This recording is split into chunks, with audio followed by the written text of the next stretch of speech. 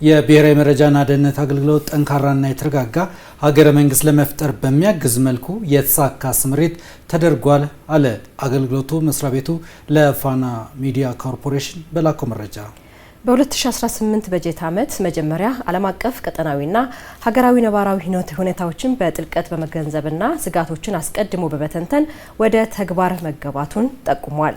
በተለይ የሰባተኛውን ሀገር አቀፍ ምርጫ ደህንነት ማዕከል በማድረግ የተዘጋጀውን የበጀት ዓመቱን ቁልፍ ግብ በተቀመጠው አቅጣጫ መሰረት በማሳካት የጸና ሀገረ መንግስት የመገንባት ሂደቱ ላይ ጉልህ ሚና መጫወት ተችሏል።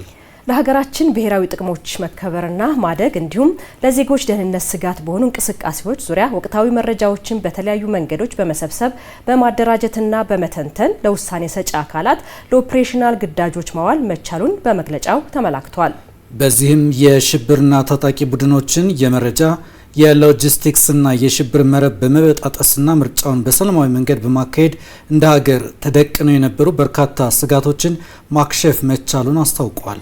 የማክሮ ኢኮኖሚ ሪፎርም ያስገኛቸውን ጥቅሞች በሚጻረር መልኩ የሚደረጉ እንቅስቃሴዎችንና የኢኮኖሚ አሻጥሮችን በመከላከል የዜጎችን መሰረታዊ ጥያቄዎች ለመመለስ በተከናወኑ የመረጃ ስምሪቶችና ኦፕሬሽኖች በርካታ በህገወጥ ተግባር የተሰማሩ ሰዎች ህጋዊ እርምጃ እንዲወሰድባቸው መደረጉም በመግለጫው ተጠቅሷል።